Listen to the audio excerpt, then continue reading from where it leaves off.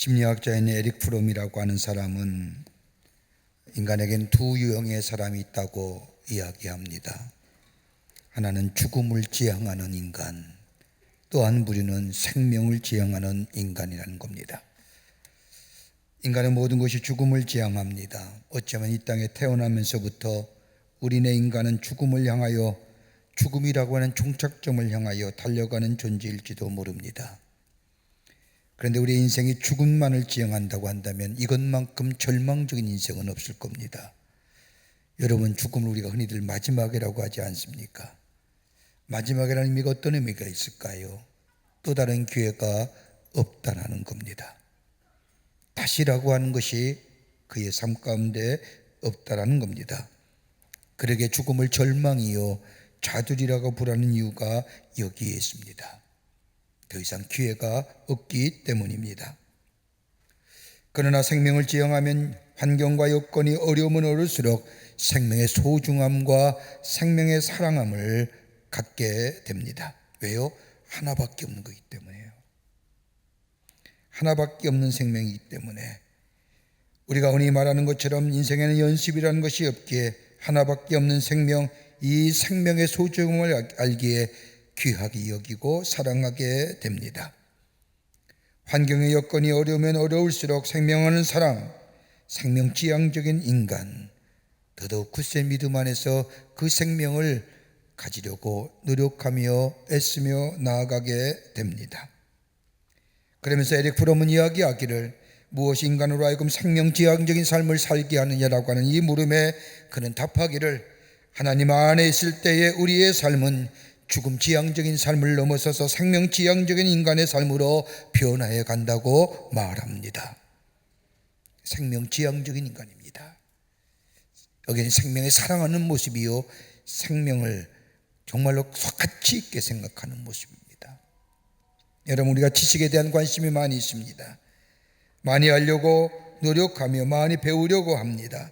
근데 여러분, 우리가 흔히 지식에는 두 종류의 지식이 있습니다. 하나는 실증적인 지식이요, 또 하나는 계시적 지식입니다. 실증적 지식이란 우리가 배우고 습득되어지고 경험되어진 것으로 이루어지는 knowledge, 이성적이며 논리적이며 과학적으로 우리의 경험에서 실증되어질 수 있는 것은 지식을 가리켜서 실증적 지식이라고 부릅니다. 그런데 또 하나의 지식이 있습니다. 계시적 지식입니다.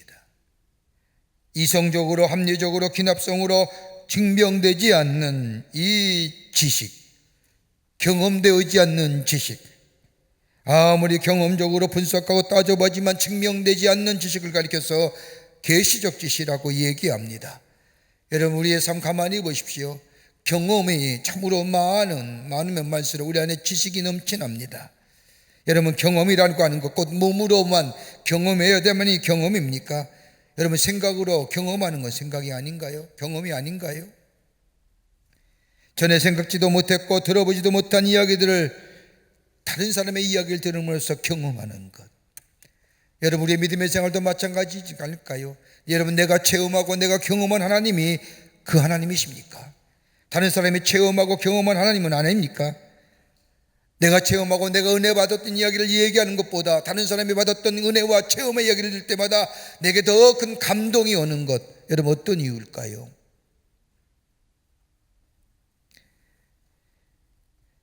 여러분, 이 계시적 사건을 받아들이고 소화할 때에 거기에 창의적인 역사가 일어나며 창조성이 만들어집니다. 이 계시적 지식, 영감을 받아들이지 못하면 거기에 창조성과 창의성이 나타나지 않습니다. 여러분, 근데 이 계시적 사건을, 계시적 지식을 받아들이지 못하게 하는 마음이 있습니다. 이런 마음은 우리 안에 계시적 사건을 받아들이지 못할 뿐만 아니라 여기로 일어나는 창의성과 창조성을 거부합니다. 그 첫 번째 마음이 어떤 마음이냐? 자기 비하의 마음입니다. 비탄의 마음이라고 할 것입니다. 자기를 비하하는 마음, 여러분, 이것은 겸손이라는 마음과는 전혀 다른 마음입니다.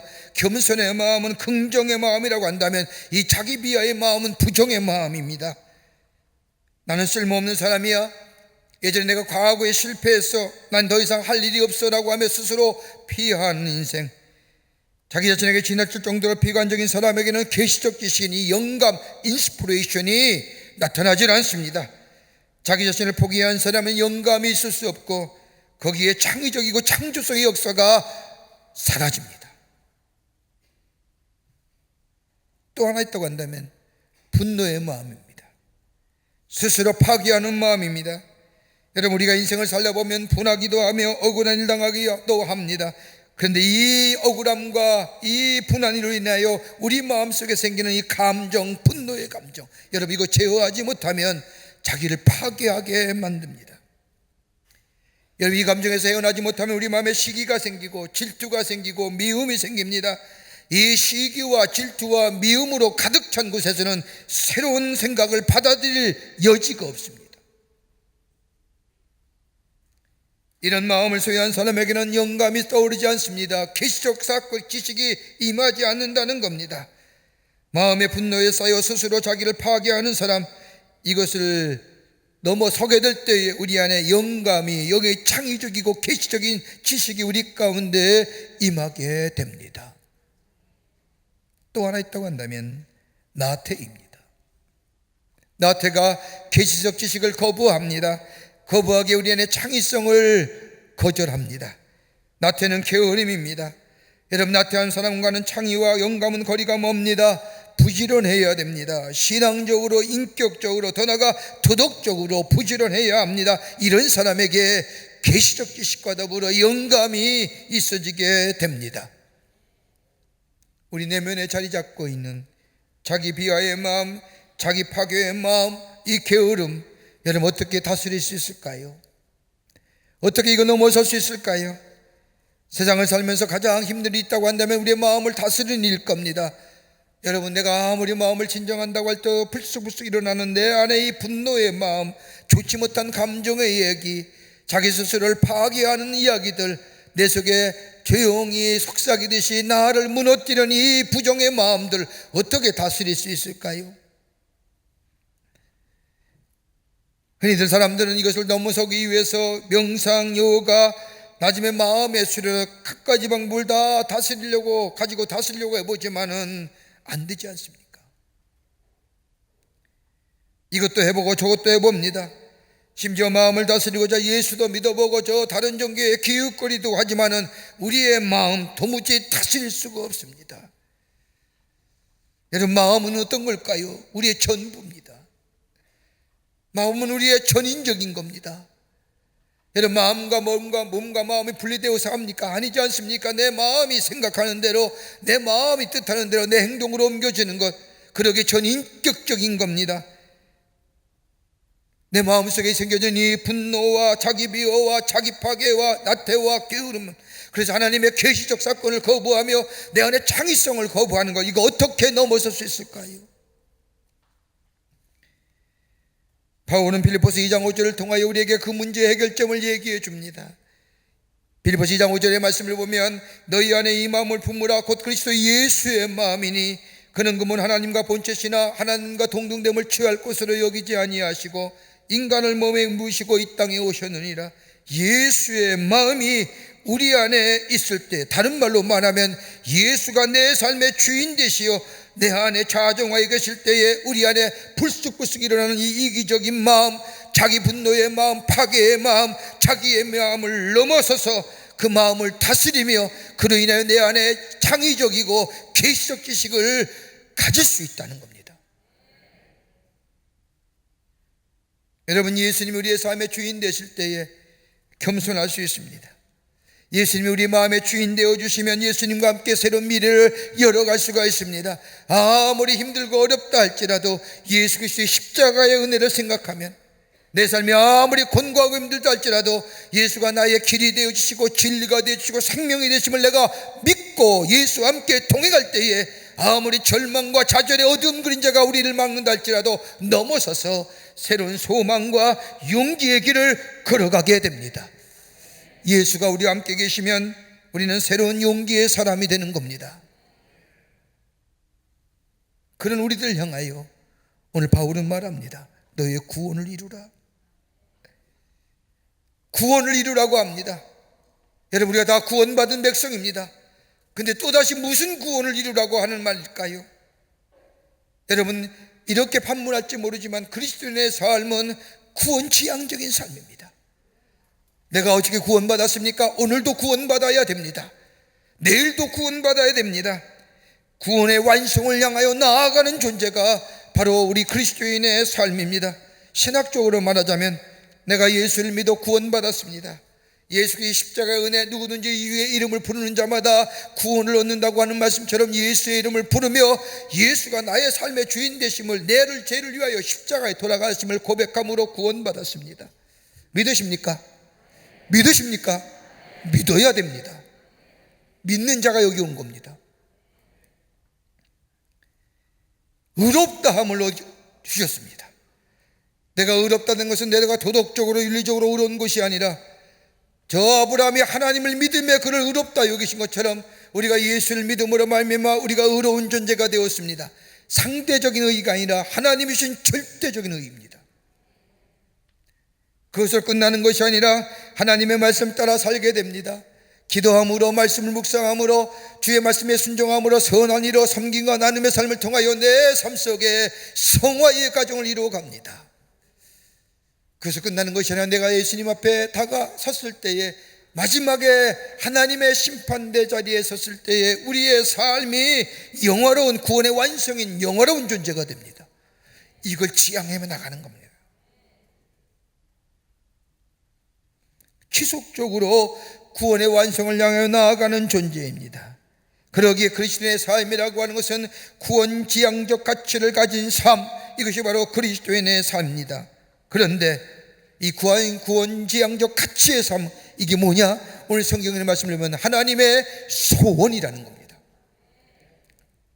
다른 사람을 위하여 복음을 전하고 예수 그리스도의 사랑을 전하며 내 삶 속에 예수의 섬김과 나눔의 모습을 통하여 하나님이 하나님 되심을 증거하는 삶도 좋지만은 가장 우리에게 바라고 원하는 삶이 있다고 한다면 우리의 삶이 구원의 완성을 향하여 구원 지향적 가치를 가진 삶, 이게 바로 하나님이 우리를 향한 소원이라는 겁니다.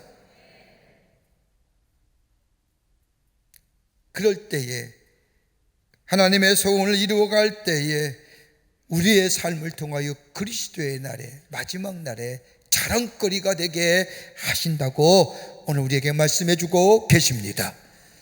어떻게 하나님의 소원을 이루어 가는 삶, 구원 지향적 가치의 삶을 살아갈 수 있을까요? 오늘 본문의 말씀을 통해서 함께 말씀을 나누며 은혜 받기를 원합니다. 첫째는 하나님을 기쁘시게 하는 거예요. 하나님 기쁘시게 하는.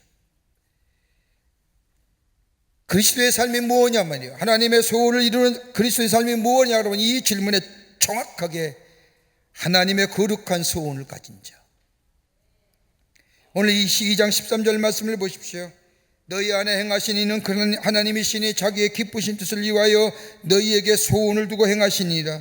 여러분, 예수를 믿고 구원받은 사람은 누구에게나 하나님의 기쁘신 뜻을 위한 하나님의 거룩한 소원이 한 사람 한 사람에게 가지고 계신다는 겁니다. 여러분, 우리 인생의 여정을 걸으면서 쉽게 넘어지고 쓰러질 때마다 나라는 존재 별거 아니구나, 나라는 존재 초라한 존재구나, 스스로 자기 비하하며 넘어지고 쓰러질 때가 얼마나 많습니까? 그러지 말라는 겁니다.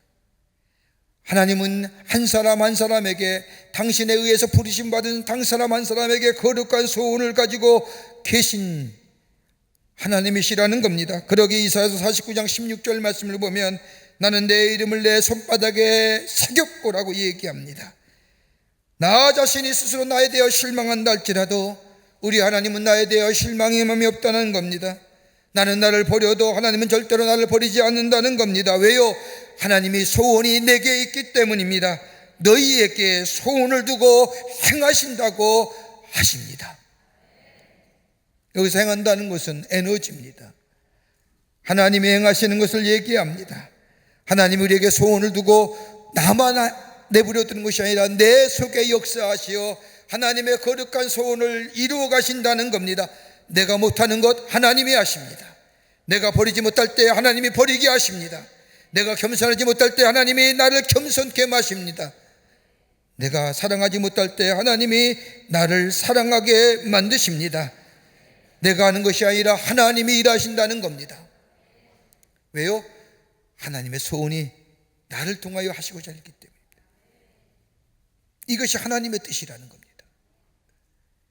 하나님과 내 뜻이 일치가 되면 거기에 온전히 구원을 이룰 뿐만 아니라 그 삶 속을 통하여 나 자신의 삶을 통하여 예수 그리스도의 복음의 역사가 증거될 뿐만 아니라 많은 자들에게, 저 어둠 가운데 있는 자들에게 빛된 존재로, 저 생명력이 일어가는 것에 소금 같은 생명의 역사를 집어넣는 존재로 선한 영향력, 다시 말하여 복음의 증인된 삶, 예수 그리스도를 증거하는 삶으로 살아가게 만드신다는 겁니다. 이것이 하나님의 소원이에요. 왜 우리를 부르셨을까요? 우리에게 축복해 주시는 거 어디 있을까요? 여러분, 우리에게 왜 하나님이 축복해 주실까요? 내가 축복 주심의 그 모습을 통하여, 나를 통하여 하나님이 증거되고 복음이 증거되는 역사를 위해서입니다.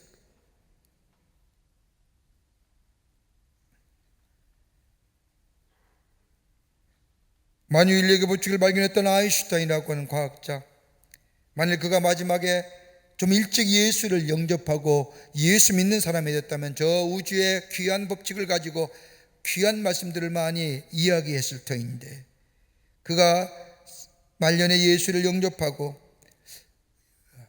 전도자의 삶을 살 때에 그는 귀한 글 하나를 썼습니다. 그의 글에 의하면 이런 겁니다. 우주에는 힘이 있다는 겁니다.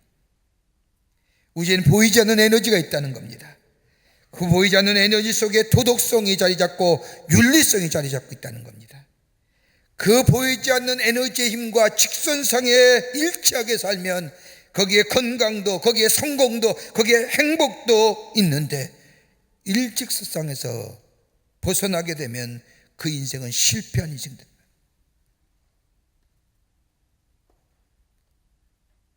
우리가 신앙적으로 하나님과의 일치되는 사람, 하나님의 뜻이 나의 뜻이 되어 이 땅에 살아가는 삶,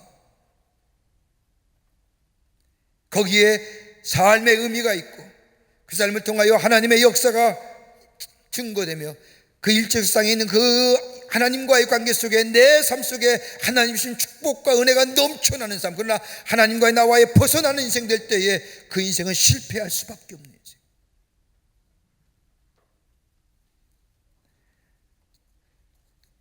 하나님과 함께함으로 하나님의 주신 축복이 내 안에 이루어 하나님의 널리 증거되어지는 삶, 이 소원이 우리 안에 피부로 체험되고 경험되고 영적으로 감지할 수 있어야 됩니다. 그러기에 바울은 깨어있으라고 얘기하는 겁니다.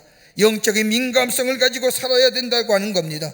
때로는 깊은 기도의 자리, 말씀이 묵상하는 자리, 선포되어오는 말씀을 통하여 하나님의 말씀을 듣는 자, 깨어있는 자, 이럴 때에 하나님의 소원이 우리 안에 감지될 뿐만 아니라 그로 인하여 하나님이 기뻐하시는 삶으로 살아가는 복된 인생이 됩니다. 이것이 하나님의 소원을 아는 자예요. 두 번째는 바울은 두렵고 떨리는 마음으로 구원을 이루어가라고 말합니다. 오늘 12절 후반부의 말씀을 보면 항상 복종하여 두렵고 떨림으로 너의 구원을 이루라고 합니다. 여러분, 복종하고 여러분 두렵고 떨리는 마음이 어떤 마음일까요? 어떤 것으로 한 단어로 이야기하고 설명할 수 있을까요? 경건함입니다. 경건함이란 구별되는 겁니다. 하나님과 매일매일 교제하며 하나님과 매일매일 잊지 않고 하나님과 함께 동행하며 하나님의 말씀으로 기도의 생활로 하나님과의 교제하는 영적 교제가 있었을 때 우리 안에 드러나는 삶이 뭐냐? 경건의 삶, 구별되어지는 삶. 여러분, 영적 교제함이 있을 때 우리 안에 경건함이 있고 구별됨이 나타나게 됩니다. 그 경건이란 삶, 하나님과 교제하는 게 나타나게 될 때에 거기에 삶의 원칙이 생기고 삶의 원칙일 뿐만 아니라 가야 할 길과 해야 할 일이 생각나게 되며 거기에 우리의 삶의 기초가, 기준이 생기고 도덕과 윤리가 생기는, 이걸 가리켜 그리스도인의 삶의 가치가 어디서 나와요? 경건에서 나오는 거예요. 주님과 깊이 교제하는 겁니다. 이걸 떠나게 될 때에 세상의 가치고 세상의 기준으로 사는 겁니다. 이것이 없기에 그리스도인 알면서도 하나님 나라의 법칙과 하나님 나라의 관계성 속에 둬지는 그 그리스도인의 윤리와 도덕을 저버리고 세상의 가치와 세상 기준으로 살아가니까 뭐예요? 구별되지 않는 거예요. 예수 믿는 사람 다 똑같구나, 이 얘기 듣는 거예요.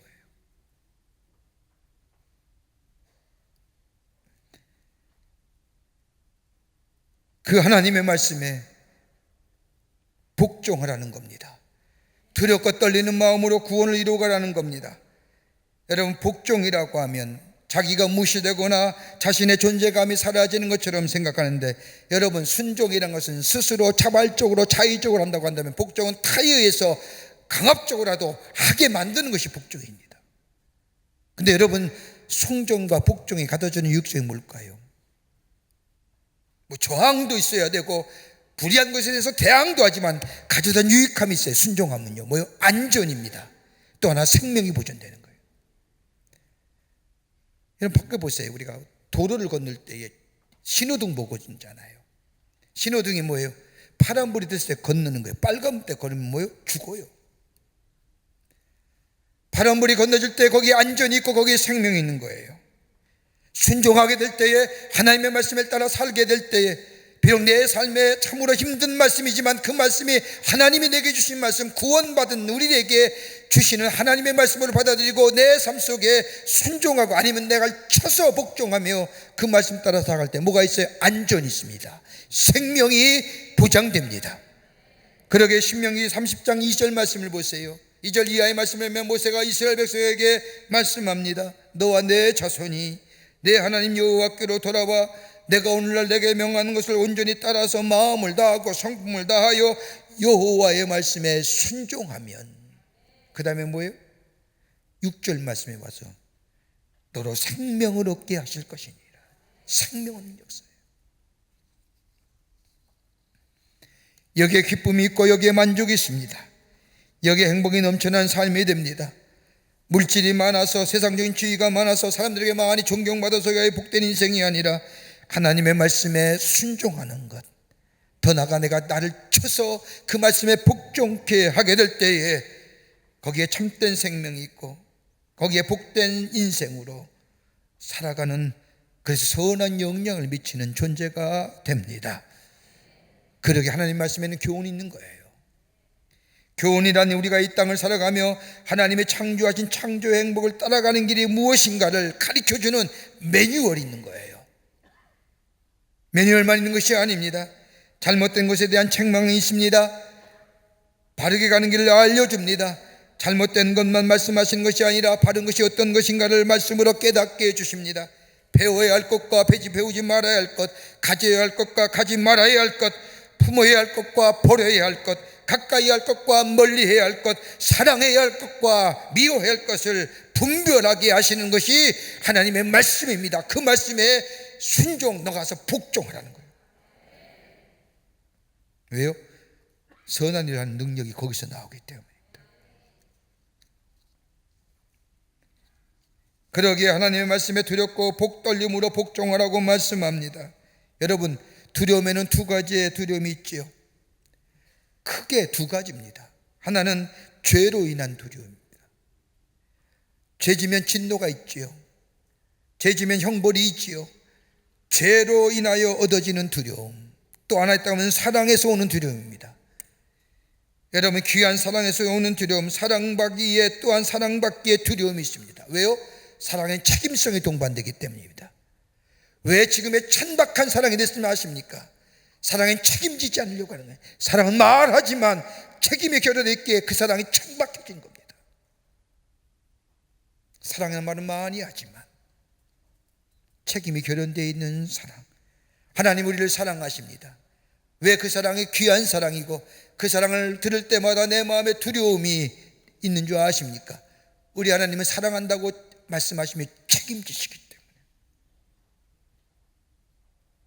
하나님을 향하여 사랑한다고 고백한다면 거기에 책임성이 뒤따라와야죠. 바울이 두렵고 떨림이란 용어 속에는 사랑에서 오는 두려움입니다.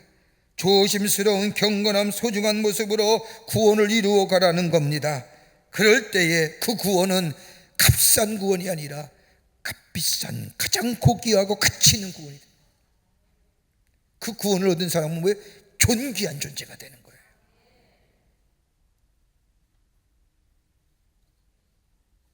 미국에 정착했던 초기 이민자들에게는 자기들이 싫어하는 사람들에 대한 고유한 대응 방식이 있다고 합니다.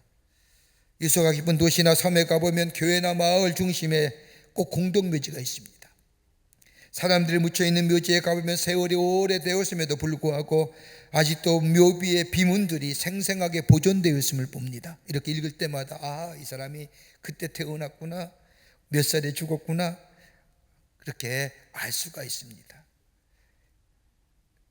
그래서 그것을 방문한 사람들은 죽은 사람들의 묘비를 보면서 그의 일생을 헤아릴 수가 있지요. 그런데 보통 이들의 묘비를 보면 보통 바람 부는 반대 방향으로 세워졌습니다. 반대 방향에 세워짐으로 인해서 글씨들이 바다의 바람이나 광풍이나 오랜 모래바람으로부터 마찰로부터 보호할 수 있게 하여 오랫동안 사람들로 하여금 기억되게 하는 겁니다. 그런데 죽은 사람, 다른 사람으로부터 미움을 받았으면 그 묘비는 바람 부는 방향으로 그 묘비가 세워집니다. 그러면 세월이 흐름으로써 비바람과 풍광과 모래바람에 그 묘비의 비문들이 하나씩 사라져가는 겁니다. 후대 사람들은 거기 와도 그 사람이 누군지 아무도 모릅니다. 흔적 없이 사라진 겁니다. 이 세상에 전혀 살지 않았던 존재, 아무것도 아닌 것처럼 기어져리고 만납니다. 죽은 후에 아무도 생각해 주지 않는 인생, 여러분 이것처럼 끔찍한 일은 없을 거예요. 하나님이 나를 새롭게 해주셨습니다. 하나님의 사랑이 나를 새로운 존재로 만들어 주셨습니다. 나를 버리지 아니하시고 내게 소원을 두십니다. 그 소원, 내 안에 그 소원을 가지고 하나님 나라의 백성으로서의 그 소원을 이루어드리는 삶, 어디요? 하나님의 말씀에 나를 쳐서 복종해 하여 그 말씀 따라 살게 될 때 내 안에 예수 그리스도가 증거됨으로 복음의 확장성이 이루어지고, 그러하여 내가 복음의 증인된 삶을 살아갈 때 이것이 바로 하나님을 기쁘시게 하는 나사요, 하나님의 소원을 가진 자의 삶이요 그리스도의 나라의 자랑이 된다는 겁니다.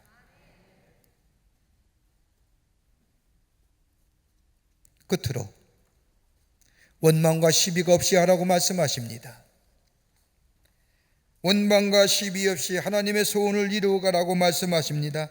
2장 14절과 15절의 말씀을 보면 모든 일에 원망과 시비 없이 하라.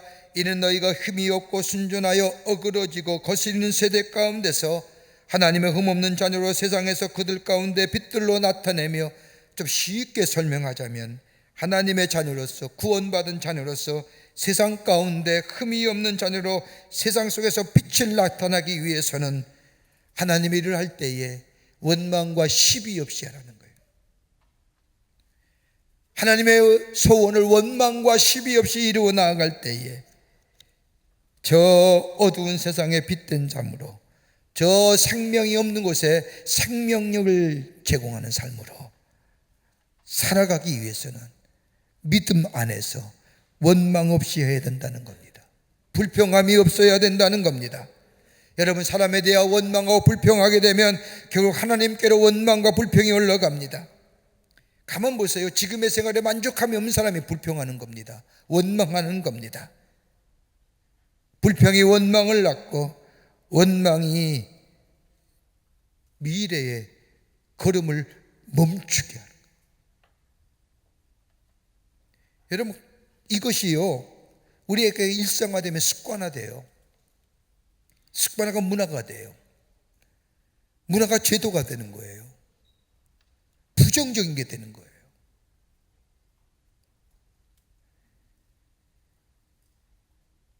원망과 불평이 우리의 입에 있을 때 그것이 습관화되고 그것이 태도가 되고 그것이 나중에 삶의 기준이 되면 그 사람은요 부정적인 사람으로 남을 수밖에 없는 거예요. 한번 보세요. 원망하는 사람들이요 늘 원망해요. 꼭 불평하는 사람은 그 사람은 꼭 불평만 해요. 좋은 얘기 달지 입하지 열지 않아요. 좋은 일에 있음에도 불구하고. 여러분, 이스라엘 백성의 광야의 40년 생활을 보세요. 원망과 불평의 걸음 아닙니까?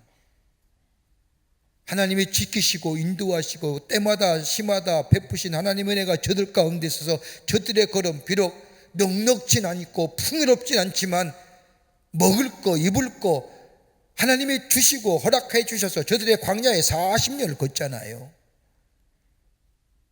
근데 조금만 없으면 뭐예요? 없다 불평하는 거예요. 원망과 불평이 습관화되고 문화화된 거예요. 저들 다 죽잖아요. 광야에서 다 죽고요. 그 가운데서도 하나님의 말씀을 믿고 따라갔던 여호수아와 갈렙만 두 사람만이 가나안 땅에 들어가요.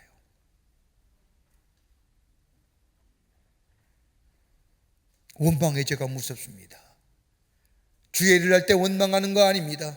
하나님의 거룩한 소원을 이루기 위해서는 우리에게 원망이란 이 부정적인 단어가 사라져야 됩니다. 또 하나 있다고 한다면 하나님의 소원을 이루기 위해서 그리스도의 날에 자랑이 있기 위해서는 내 하는 일에, 지금의 복음 증거하는 일에, 내 삶을 통하여 하나님의 하나님 되심을 증거하는 일에 시비 없이 하라는 겁니다.